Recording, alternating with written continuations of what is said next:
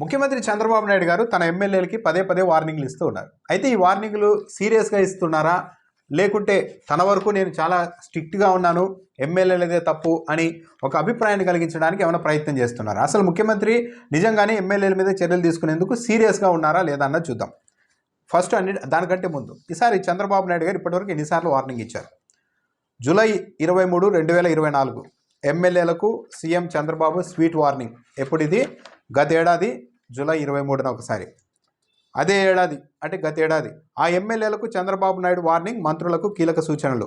August 28వ తేదీ 2024లో కొందరు ఎమ్మెల్యేలు చేస్తున్న పనుల వల్ల మొత్తం అందరికీ చెడ్డ పేరు వస్తుందని చెప్పి చంద్రబాబు నాయుడు వార్నింగ్ ఇచ్చారన్నది అప్పుడు. మరొకటిది అదే ఏడాది 2024 అక్టోబర్ 18న ఎమ్మెల్యేలకు చంద్రబాబు స్వీట్ వార్నింగ్. ఏం జరిగింది అన్నదాని మీద. లిక్కర్ ఇసుక వ్యవహారాల్లో పార్టీ నేతలు హద్దులు దాటుతున్నారన్న ప్రచారం వేళ చంద్రబాబు నాయుడు ఈ వార్నింగ్ ఇచ్చారన్నది ఈ వార్త సారాంశం. ఎప్పుడిది? అక్టోబర్ 18, గత ఏడాది. అదే ఏడాది డిసెంబర్, లాస్ట్ ఇయర్ డిసెంబర్ 14 ఎమ్మెల్యేలకు చంద్రబాబు నాయుడు స్వీట్ వార్నింగ్. మళ్ళా ఎమ్మెల్యేలు అయిపోయాం కదా అని కొందరు ఎంజాయ్ మోడ్లో ఉన్నారు. నా కళ్ళకు గంతలు కట్టి మీరు నాటకాలు ఆడితే మళ్ళీ ఎన్నికలు వస్తాయి, మళ్ళీ టికెట్లు ఇవ్వాల్సి ఉంటుంది, ఆ విషయాన్ని గుర్తుపెట్టుకోండి అని ఎమ్మెల్యేలకు వార్నింగ్ ఇచ్చారు అని అదొక వార్త. అంటే గత ఏడాదే 4 సార్లు వార్నింగ్ ఇచ్చారంటే క్రమం తప్పకుండా వార్నింగ్లు అయితే ఇస్తూ ఉన్నారు. అన్నీ అబ్జర్వ్ చేస్తున్నారు. నోరు అదుపులో పెట్టుకోండి ఎమ్మెల్యేలకు సీఎం చంద్రబాబు వార్నింగ్. ఇది ఎప్పుడు?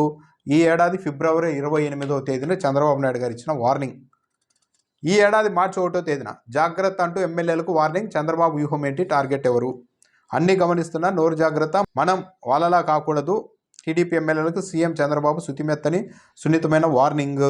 మళ్ళీ అదే, మీరంతా మళ్ళీ గెలిచి రావాలని చెప్తూనే వచ్చే ఎన్నికల్లో టికెట్ దక్కాలంటే పనితీరే గీటు రాయి అని స్పష్టం చేశారు. మార్చి 11వ తేదీ వాళ్ళకు సీఎం వార్నింగ్, ఎమ్మెల్యేలకు చంద్రబాబు వార్నింగ్. ఇలా ఇప్పటికి నెల క్రమం తప్పకుండా వార్నింగ్లు ఇస్తూ ఉన్నారు చంద్రబాబు నాయుడు గారు. కానీ ఎక్కడా కూడా ఎమ్మెల్యేలు మారడం లేదు. ఇవన్నీ వార్నింగ్లు ఇచ్చిన తర్వాత కూడా సిమెంట్ ఫ్యాక్టరీని క్లోజ్ చేస్తున్నారు, లిక్కర్ షాపుల మీద మొత్తం లిక్కర్ వ్యవహారంలో జోక్యం చేసుకుంటున్నారు, ప్రైవేట్గా ఇసుక రీచ్లు నడుపుతున్నారు. డిప్యూటీ సీఎం సొంత నియోజకవర్గం కూడా అందుకు మినహాయింపు కావడం లేదు. రకరకాల అంశాల్లో కొందరైతే చికెన్ షాపుల దగ్గర రకరకాల ఇంకా అవన్నీ చెప్పడానికి కూడా పదే ఇబ్బందిగా ఉంది. అంత చేస్తూ ఉంటే చంద్రబాబు నాయుడు గారు నిన్న లేటెస్ట్గా టెలికాన్ఫరెన్స్లో మాట్లాడారు. టీడీపీ సీనియర్ నాయకులు ఎమ్మెల్యేలతో మాట్లాడుతూ మళ్ళీ వార్నింగ్ ఇచ్చారు. ఇదే వార్నింగ్ ఈరోజు ఈనాడులో రాసిన కథనం ఇది. ఎమ్మెల్యేలు గాడి తప్పితే వదులుకోవడానికి సిద్ధం, ప్రభుత్వానికి పార్టీకి నష్టం కలిగిస్తే ఉపేక్షించను, వన్ టైం ఎమ్మెల్యేలుగా మిగిలిపోవాలనుకుంటే అది మీ ఇష్టం అని చెప్పారు చంద్రబాబు నాయుడు. అంటూ పార్టీకి ప్రభుత్వానికి వస్తే అవసరమైతే కొందరిని వదులుకోవడానికి సిద్ధం, మీలో కొందరు వన్ టైం ఎమ్మెల్యేలుగా మిగిలిపోవాలనుకుంటే అది మీ ఇష్టం అని వ్యాఖ్యానించారు. అందరి జాతకాలు తన వద్ద ఉన్నాయని, వారి పనితీరు వ్యవహారాలను ఎప్పటికప్పుడు సర్వేలు, నివేదికల సమాచారం తెప్పించుకుంటున్నానని చంద్రబాబు నాయుడు తెలిపారు టెలికాన్ఫరెన్స్లో.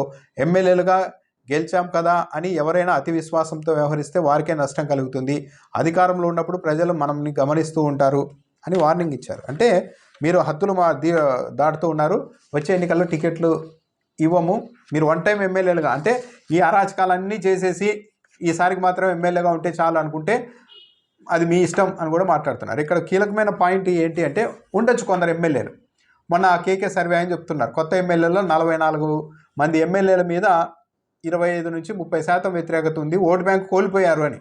అంటే గత ఎన్నికల్లో వచ్చిన ఓటు బ్యాంకులో 40 మంది ఎమ్మెల్యేలు 25 నుంచి 30% ఓటు బ్యాంకును కోల్పోయారని కేకే చెప్తున్నారు. ఇంత సీవియర్గా ఉన్నప్పుడు కొందరు అనుకోవచ్చు, సరే చంద్రబాబు నాయుడు వచ్చే ఎన్నికల్లో టికెట్ ఇస్తారో లేదో, మన నిజాయితీగా ఉన్న టికెట్ ఇస్తారన్న గ్యారెంటీ ఏంది, మన దగ్గర డబ్బులు లేవని చెప్పి పక్కన పెట్టచ్చేమో. కాబట్టి ఇలాంటి పరిస్థితులు ఈ 5 ఏళ్లలో మనకు కావాల్సినంత సంపాదించేసుకుందాం, మన ఇల్లు చక్కబెట్టుకుందామని ఎవరైనా ఎమ్మెల్యేలు ప్రయత్నం చేస్తే చంద్రబాబు నాయుడు గారు వచ్చే ఎన్నికల్లో వాళ్ళకి ఎమ్మెల్యే టికెట్ ఇస్తారా లేదా అన్నది తెలుగుదేశం పార్టీ సొంత వ్యవహారం. కానీ అప్పటి వరకు వీళ్ళంతా ఇలాగే దొరికిన చోటల్లో దోచేసుకుంటూ, సహజ వనరుల్ని దోచేస్తూ, సామాన్యుల మీద కూడా పడుతూ రకరకాల అరాచకాలు చేస్తూ ఉంటే వచ్చే ఎన్నికల్లో టికెట్ ఇవ్వనంటే ఎలా? ఇప్పుడు కంట్రోల్ చేయాలి కదా ముఖ్యమంత్రి గారు ఎమ్మెల్యేని ఈ క్షణం నుంచి కంట్రోల్ చేసి, సరే వాళ్ళకి ఎమ్మెల్యే టికెట్ ఇవ్వాలా లేదనేది ఎన్నికల సమయంలో ఆలోచించుకోవాలి. అలా కాకుండా మీరు వన్ టైం ఎమ్మెల్యేగా ఉండాలనుకుంటే మీరు ఇట్లే చేసుకోండి, టికెట్ మాత్రం ఇవ్వను అంటే కొంతమంది ఉండొచ్చు.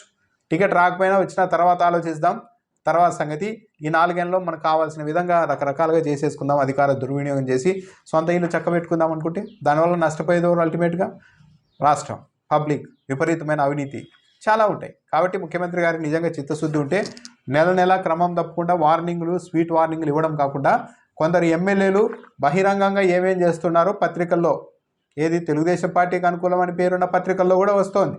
కాబట్టి కనీసం వాళ్ళ మీదైనా ఒకరిద్దరి మీద చర్యలు తీసుకొని అప్పుడు మాట్లాడాలి, ప్రజలకి ఒక మంచి సందేశం ఇచ్చినట్టు ఉంటుంది. అలా కాకుండా మీరు ఇలాగే ఉంటే వచ్చే ఎన్నికల్లో టికెట్ ఇవ్వనంటే, టికెట్ ఇవ్వకపోతే మళ్ళీ మనం డబ్బులు సంపాదించేసుకుందాం అనుకుంటే ఇప్పుడు రాష్ట్ర పరిస్థితి ఏంటి, ఈ సహజ వనరుల పరిస్థితి ఏంటి? కాబట్టి ముఖ్యమంత్రి గారు నిజంగా సీరియస్నెస్ ఉంటే తక్షణం ఎమ్మెల్యేల మీద, ఒకరిద్దరి మీద ఎమ్మెల్యేలైనా చాలా సీవియర్గా డ్యామేజ్ చేస్తూ రకరకాల వ్యవహారాల్లో వేలు పెడుతున్నా కనీసం ఓ 3-4 ఎమ్మెల్యేల మీదైనా చర్యలు తీసుకుంటే అప్పుడు ముఖ్యమంత్రి గారి చిత్తశుద్ధిని ప్రజలు అంతో కొంత విశ్వసిస్తారు. అలా కాకుండా స్వీట్ వార్నింగ్లు ఇచ్చుకుంటూ వెళ్తూ ఉంటే ఏంటి ప్రయోజనం రాష్ట్రానికి?